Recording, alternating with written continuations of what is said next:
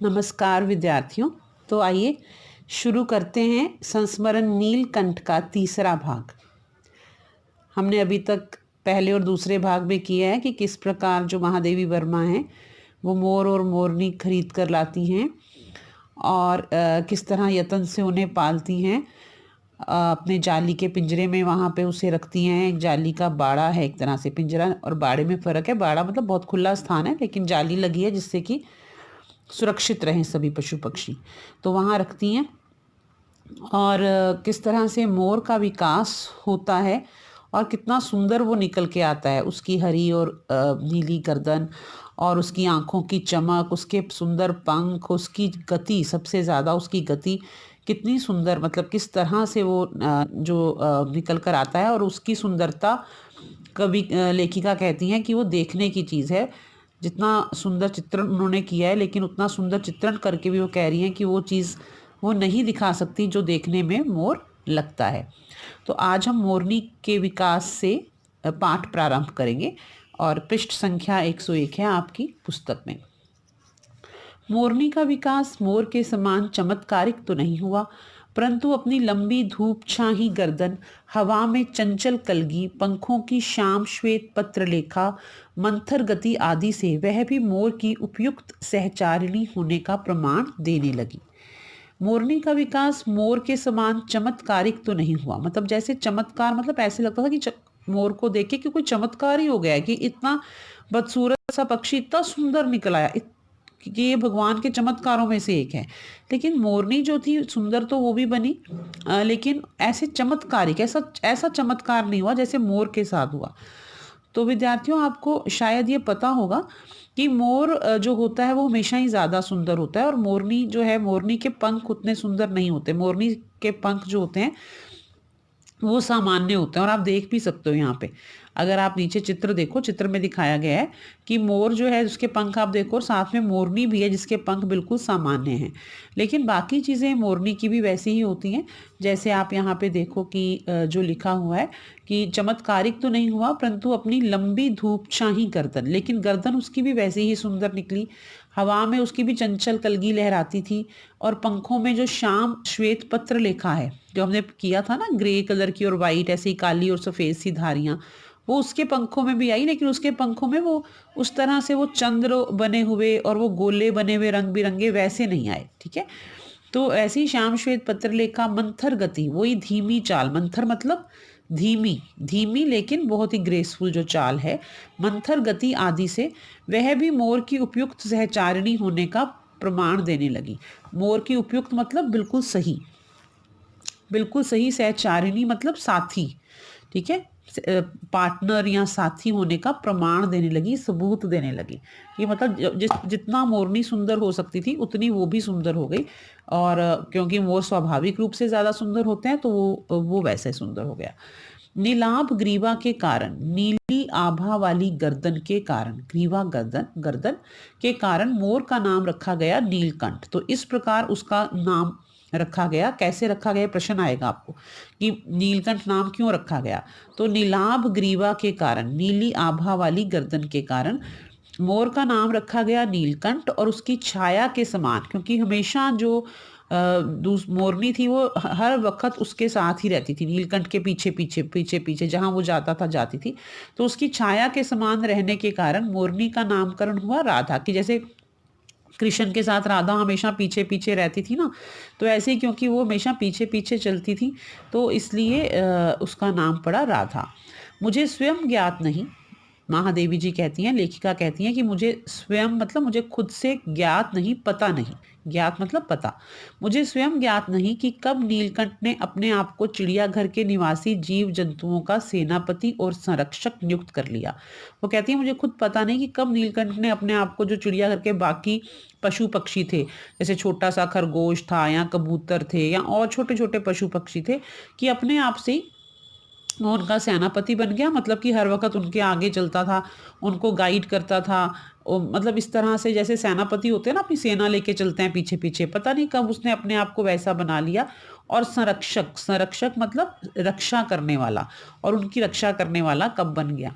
सवेरे ही वह सब खरगोश कबूतर आदि की सेना एकत्र कर उस ओर ले जाता जहाँ दाना दिया जाता है, और घूम घूम कर मानो सबकी रखवाली करता रहता। तो जहाँ भोजन के बर्तन रखे जाते थे, सबके दाना डाला जाता था पशु पक्षियों को, वो सुबह ही सबको इकट्ठा करता था, खरगोश कबूतर आदि को, और अपने पीछे जैसे उनकी एक लाइन बना लेता था, और फिर वहाँ ले जाता था जहाँ दाना दिया जाता है, और फिर उनके आसपास घूम घूम कर जब वो खाते थे उनकी रखवाली करता रहता था। किसी ने कुछ गड़बड़ की और वह अपने तीखे चंचू प्रहार से उसे दंड देने दौड़ पड़ता। किसी भी पशु पक्षी ने अगर कुछ गड़बड़ की, दूसरे की प्लेट से लेने लगा, ठीक है, या फिर शरारत करने लगा, तो ऐसी कुछ गड़बड़ की तो अपनी तीखी चंचू चोंच के प्रहार से, मतलब चोट करता था, चोंच से मारता था उसको, और जैसे पनिशमेंट दे रहा हो, जैसे सजा दे रहा हो, दंड देने, सजा देने के लिए दौड़ पड़ता था। खरगोश के छोटे बच्चों को वह चोंच से उनके कान पकड़कर ऊपर उठा लेता था। और अगर खरगोश के छोटे बच्चे तो शरारती थे ना, वो तो तंग करते थे, एक दूसरे को मारते थे, कभी ऐसे करते थे, तो कोई ऐसे कर रहा है तो उसके कान से पकड़कर उन्हें ऊपर उठा लेता था। और जब तक वे आर्त क्रंदन ना करने लगते, जोर जोर से रोने नहीं लगते, आर्त मतलब दिल को दहला देने वाला, क्रंदन मतलब रोना, तो जब तक वो दिल को दहला देने वाला रोना नहीं रोते थे ना, मतलब जोर जोर से रोने नहीं लगते थे, उन्हें अधर में, अधर मतलब बीच में ही लटकाए रखता, नीचे जमीन पे रखता नहीं था तब तक, उन्हें अधर में लटकाए रखता। कभी कभी उसकी पैनी चोंच से खरगोश के बच्चों का कर्णवेद संस्कार हो जाता था। उसकी तीखी चोंच होती है ना, तो उससे तो कई बार उनके खरगोशों के कान में मोरी हो जाती थी। कर्णवेद संस्कार बोलते हैं, पहले ज़माने में कान छिदवाने का एक संस्कार होता था, मतलब पंडित बुलाए जाते थे स्पेशल, और इसलिए तब बच्चों के कान जो हैं उसमें छेद छिदवाए जाते थे, तो उसको कर्ण वेद संस्कार बोलते थे। तो उनके मोरी हो जाती थी ऐसी कानों में उसके उठाने से, पर वे फिर भी कभी उसे क्रोधित होने का अवसर ना देते थे। लेकिन इतनी सज़ा मिल जाने पर फिर वो खरगोश के बच्चे कभी नीलकंठ को मौका नहीं देते थे कि वो दोबारा उन पर गुस्सा हो, मतलब अपना एकदम सेट हो जाते थे, ठीक होके बैठ जाते थे। दंड विधान के समान ही जो ये सज़ा देने का विधान था या तरीका था सज़ा देने का, उसके जैसे ही, समान ही उसके जैसे ही उन जीव जंतुओं के प्रति उसका प्रेम भी असाधारण था। उन जीव जंतुओं के प्रति उनका प्यार भी अलग से ही था। असाधारण मतलब साधारण नहीं था, अलग सा ही था। प्रायः वह मिट्टी में पंख फैलाकर बैठ जाता, प्रायः मतलब अक्सर, अक्सर वो मिट्टी में पंख फैलाकर बैठ जाता, और वे सब उसकी लंबी पूंछ और सघन पंखों में छुआ छुओवल जैसे खेल खेलते रहते थे। ठीक है, इतने सुंदर पंख और घने पंख थे उसके, तो वो फैला लेता था। छोटे बच्चे कभी कोई पंख के नीचे छुप जाता था। छुआ छुओवल मतलब छुपन छुपाई का, छुआ छुओवल मतलब पकड़न पकड़ाई, जिसे हम छुआ छुओवल का खेल है, पकड़न पकड़ाई का खेल खेलते थे। ठीक है, तो इस तरह से वो उनको खेलने में भी सहायता करता था। ऐसी ही किसी स्थिति में एक सांप जाली के भीतर पहुंच गया। एक दिन ऐसा ही हुआ, ऐसी ही कोई स्थिति थी जो वो लोग वहाँ पे नीलकंठ था आसपास ही, लेकिन और पशु पक्षी अपना खेल रहे थे, लेकिन एक सांप जाली के भीतर पहुंच गया। सब जीव जंतु भागकर इधर उधर छिप गए। सांप की आभास पाते ही उसको जब जैसी समझ आई कि सांप है, सभी जीव जंतु भागकर इधर उधर छिप गए। केवल एक शिशु खरगोश, शिशु मतलब बच्चा खरगोश, एक बिल्कुल छोटा सा बच्चा खरगोश का सांप की पकड़ में आ गया। निगलने के प्रयास में उसको, जैसे अजगर होगा ना, वो सांप भी बड़े वाला होगा अजगर जैसा, तो अजगर जैसे जो सांप होते हैं, अजगर जो होता है वो निगलता है, वो ना ऐसे डंक नहीं मारता सीधा, वो निगल लेता है अंदर अपने। निगलने के प्रयास में सांप ने उसका आधा पिछला शरीर तो मुंह में दबा रखा था, मतलब उसे निगलने की कोशिश कर रहा था, और खरगोश के बच्चे का आधा भाग तो उस सांप के मुंह में था। शेष आधा जो बाहर था, उससे ची ची का स्वर भी इतना तीव्र नहीं निकल सकता था, मतलब खरगोश ची ची भी इतनी तेज आवाज में नहीं बोल पा रहा था कि किसी को स्पष्ट सुनाई दे सके। स्पष्ट मतलब साफ, कि साफ सुनाई दे सके, बोल नहीं पा रहा था।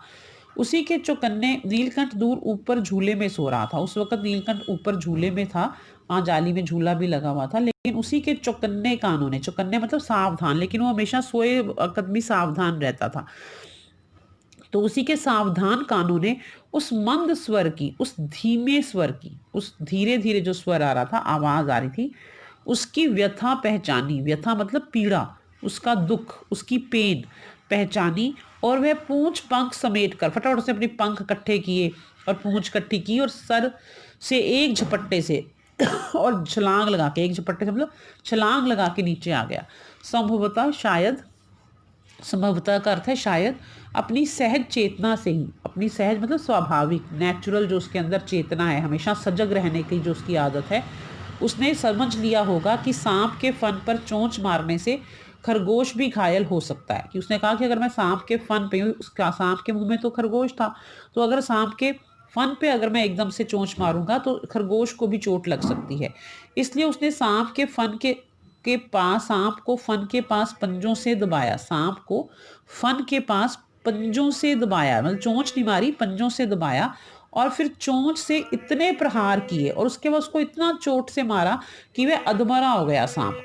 पकड़ ढीली पड़ते ही, और उसकी पकड़ ढीली हो गई, जब दर्द हुआ सांप को तो उसकी पकड़ जो है वो ढीली हो गई, और खरगोश का बच्चा मुख से निकल तो आया, खरगोश का बच्चा मुंह से बाहर तो आ गया, लेकिन निश्चेष्ट सा, मतलब बिना कोई क्रिया किए हुए, बिना हिले जुले, निश्चेष्ट का मतलब बिना हिले जुले, वो वहीं पड़ा रहा, वो वहीं गिर गया। ठीक है, तो आज की कहानी यहीं तक करेंगे बच्चों, और बाकी कहानी का अगला भाग बुधवार को करेंगे। धन्यवाद।